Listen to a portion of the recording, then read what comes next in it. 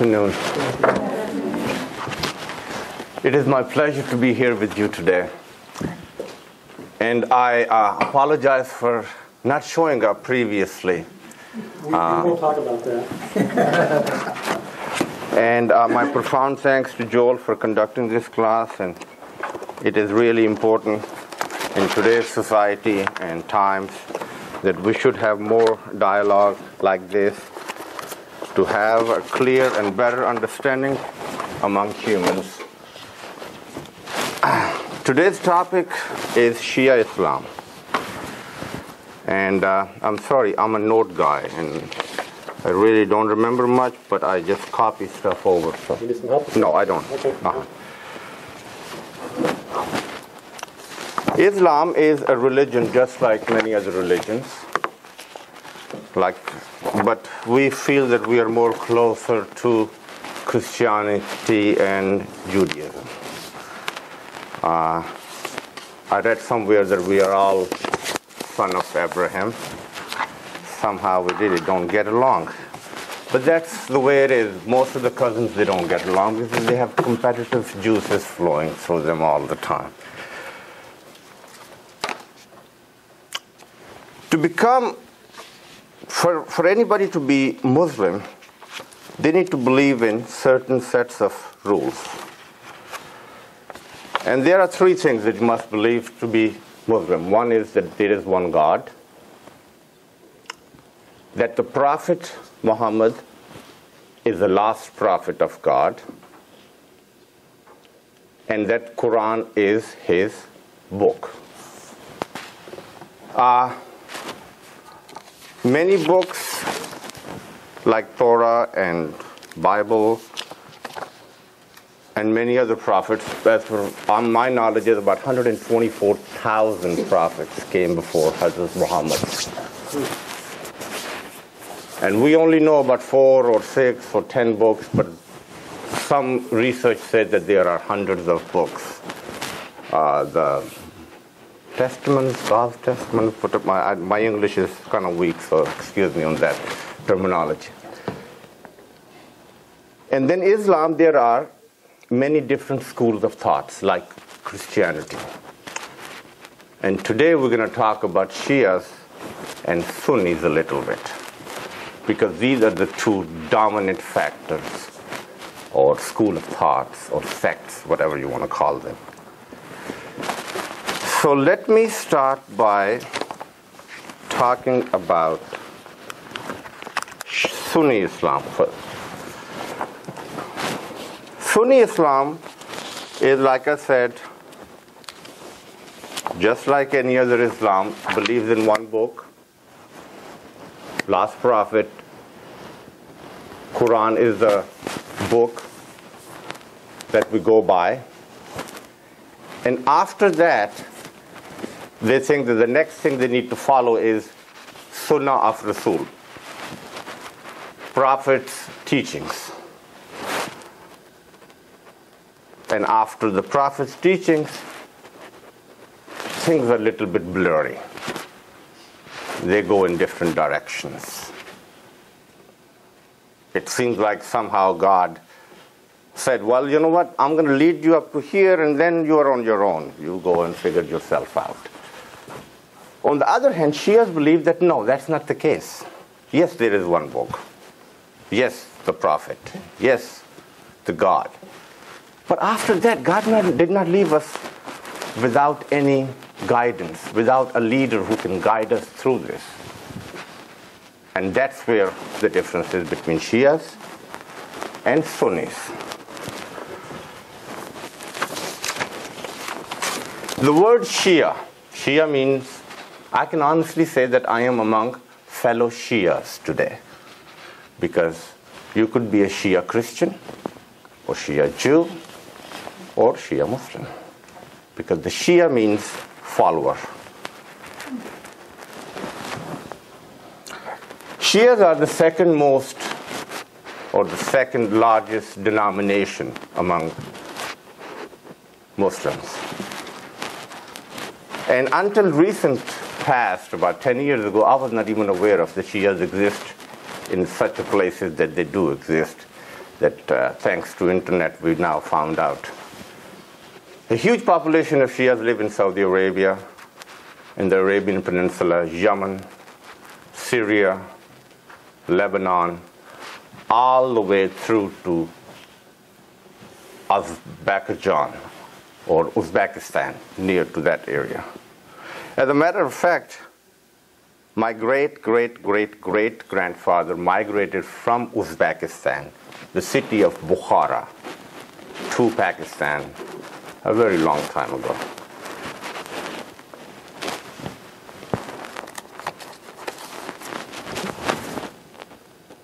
Belief. Any questions so far?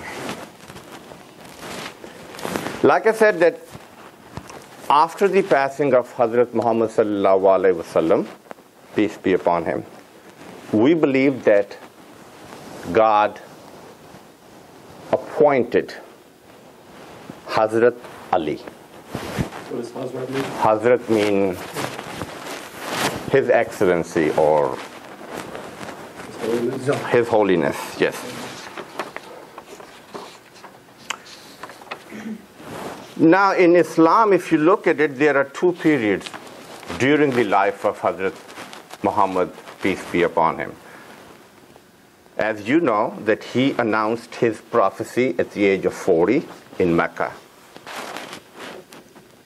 And after a short period of time, he migrated to Medina and stayed there till they came back to Mecca and formed an Islamic government. Dates are available upon request.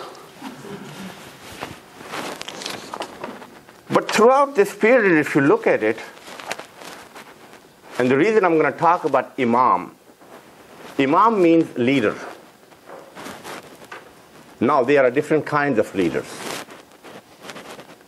As we know in society, we have leaders at the, at the city level, we have a leader at the state level, we have a leader at the highest levels.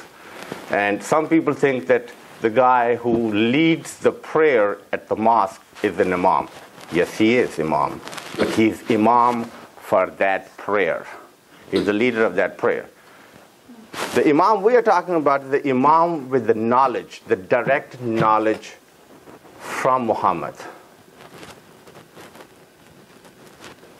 And his source of knowledge is just or the same as the source of knowledge of the Prophet.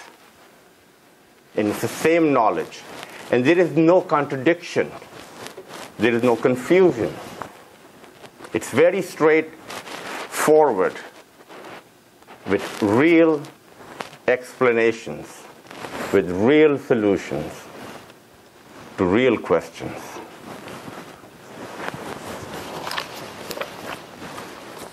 Hazrat Ali was the first person who converted to Islam. When Hazrat Muhammad announced his prophecy, he was the first one. He was at the age of 14.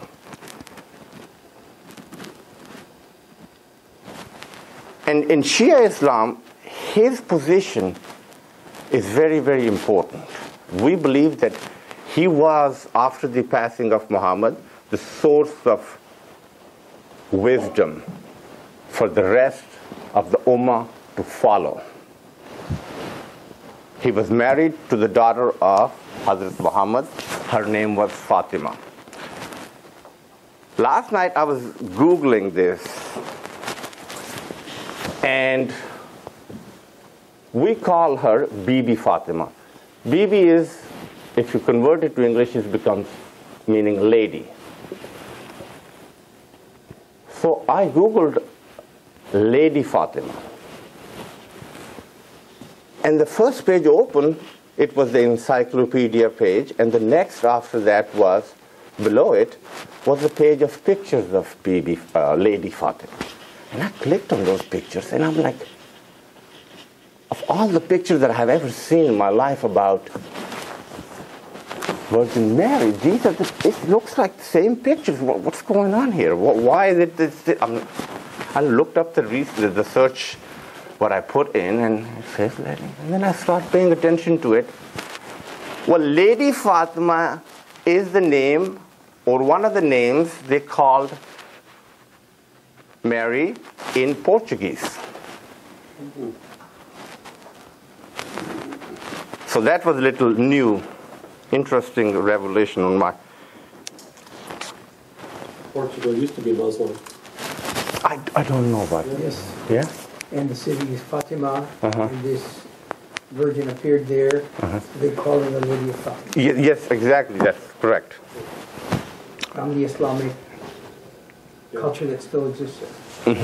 Yes, I found out there are Shias in Bulgaria. I never heard that there are even Muslims in Bulgaria. Anyways, Fatima was married to Hazrat Ali. And that's where the Syed lineage begins. They had together 2 sons and 1 daughter. The sons were Hassan, Hussein, and the daughter name was Zainab. In Shi'ih Islam, we call these, the family of Prophet Muhammad is called Ahlul Bayt. In Shi'ih religion, Ahlul Bayt are very important. And the reason they're important is that when we don't have a clear answer that we can find in Quran, and we don't have a clear answer that we can find by the teachings of Hazrat Muhammad, then we need to go to another source to find the answer to the questions we have. And Ahlul Bayt was the source of knowledge. And that's why it's very important to know them. If you want to know more about Shia religion, you need to focus on Ali.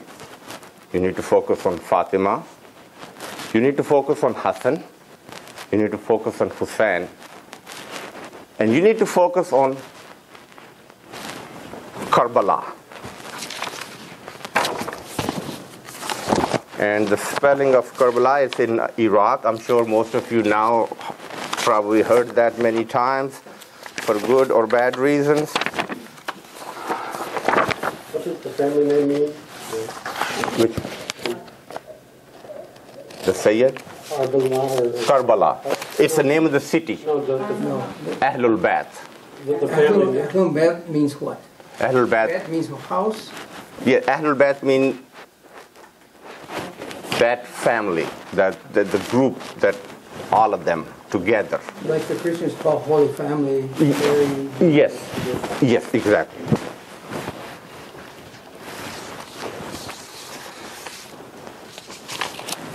Throughout the Islamic history, if you leave for the first 50 years, you will see countless contributions and of Hazrat Ali.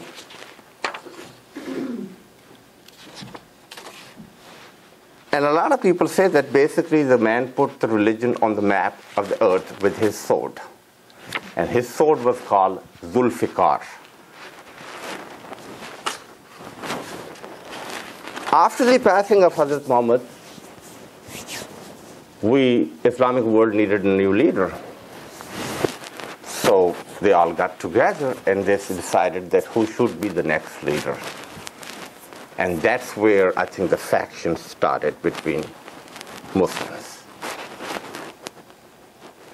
If you study the history of Islam before that point, you will see that when there was a war, Ali was the one who was the flag bearer.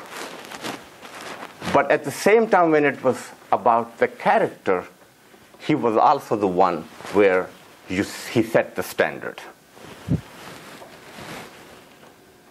And Shias believe that after the death, he should be the leader of the Islamic world at that time. Unfortunately, things did not happen like that. And Abu Bakr was the first caliph after the passing of Hazrat Muhammad. And the next one was Hazrat Hazrat Umar, and then it was Hazrat Uthman. Pretty much all the scholars, Islamic scholars, Sunnis, Shias, Wahhabis, and all the rest, they agree that, okay, well, on the first one, I think we're okay. On the second one, we were okay. But they all agree the third one was a bit of a mistake, I think. They all agree to that. That, maybe we really didn't pay attention to what we were doing at that time, because after that, nothing but conflict. Infighting, conflict, and that is the direct result of what happened in Karbala. That the fellow Muslims, in thousands and thousands, got together